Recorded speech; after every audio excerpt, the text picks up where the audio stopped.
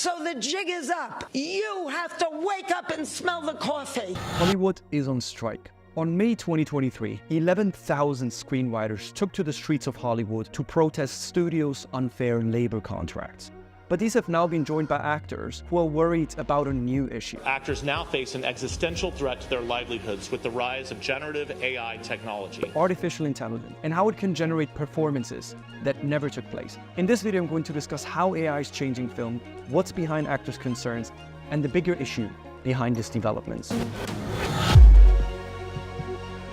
We will not be having our jobs taken away and giving to robots. I am not Morgan Freeman. I am not even a human being.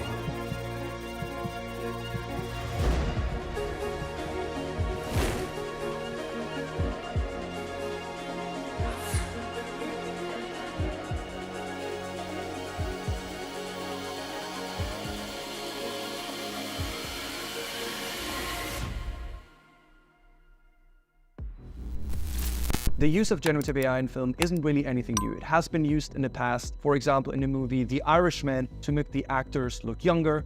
Another example is in Indiana Jones, where Harrison Ford all of a sudden became again his younger self. And who knows, maybe one day we will be able to see movies starring Marlon Brando again, or performances of Michael Jackson. The technology behind these developments is called generative AI. And generative AI is now capable to recreate faces and voices in a hyper-realistic way. At the moment, the technology is still relatively immature, but over the past couple of years, it has really made significant advancement and breakthroughs, and we can expect hyper-realistic AI-generated media to be developed already in the next couple of years. And the other thing to mention is that generative AI does not necessarily mean that all movies will be entirely created by artificial intelligence, but in fact, it might just be something like enhancing the background of an image, maybe creating a landscape that might be very difficult to produce otherwise.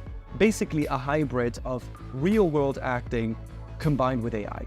And if we can generate any scene, any landscape, or any person, this of course is going to have massive ramifications for the film industry. But there is an elephant in the room.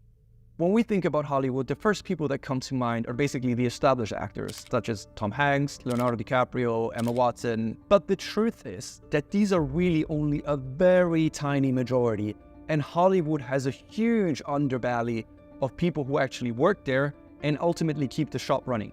Think of, for example, VFX artists, extras, makeup artists, sound engineers, the list goes on. But particularly extras are now worried. From a capability standpoint, generative AI will undoubtedly be able to recreate extras in a hyper-realistic way within just a couple of years, basically replacing them with almost entirely synthetically generated actors. But the point is that AI itself is created based on human data. In other words, it doesn't just create a face out of thin air, but it creates it based on inputs of people's faces that have been fed into the system. And in the case of acting, in all likelihood, this is going to be the very people that it will replace. And this creates two issues. Historically, extra starring in a movie would basically earn a residual, a share of the profits of the movie based on how many times it has been shown in cinemas or in TV. And this compensation has been steadily decreasing as the movie industry shifted increasingly from TV to platforms such as, for example, Netflix. This is a check for 24 cents before taxes. I'm in the new Barbie movie, for instance. I'm in the trailer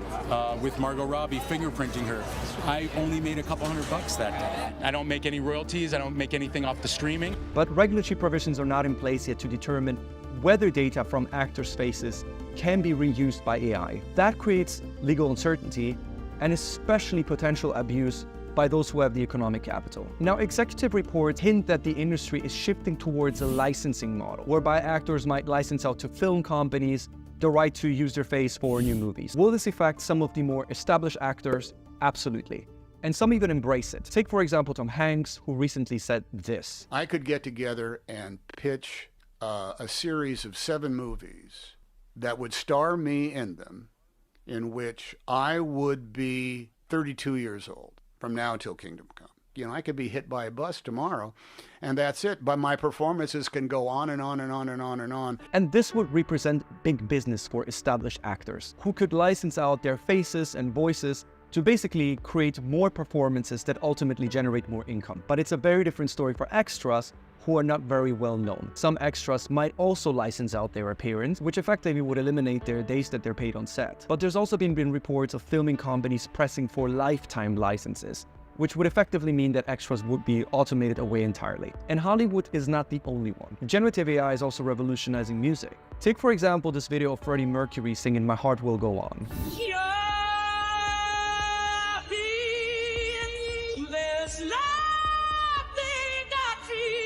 And there are plenty more. It's also in this industry that this licensing model is starting to take hold. Grimes, for example, recently came out and said that anyone can use her voice under the condition that royalties would be split 50-50. She can do this because she is extremely well known. But then again, what happens to a classical singer who spent 2 decades training in a music conservatorium and can now be easily automated for recordings? How many streams, how much money do I get? It's not being translated and it's not working for the artist right now. And I just want to speak to that. But there's also another side of the story. And this is where Hollywood's dilemma really comes out. Now have a look at this video here. Cyborgs and humans united in purpose, bound by the allure of the unknown as they embark on an unforgettable experience. The creator of this video used Midjourney for creating images. They then processed them through Runway Gen 2 to turn them into film. And I think even the voice of the narrator is actually entirely generated by AI. But this required 0 equipment, 0 microphones, 0 actors. All it took was a laptop just like the one that you and I have, and some creative thinking. Now, what does this tell us? Generative AI might actually democratize the capabilities of filmmaking. Give it 2 to 3 years time, maximum 5, and I guarantee you, we will be able to see the first AI-generated Hollywood blockbuster created by maybe a kid in a garage from a laptop like the one that you and I have. That itself, I think, is good news, particularly because Hollywood itself has been an industry that has been notoriously characterized by nepotism and very difficult to break into, simply because of the capabilities required in order to create a movie. Take Oppenheimer, that had a budget of $100 million in order to be produced. Generative AI will remove these barriers and make movie making almost entirely for free.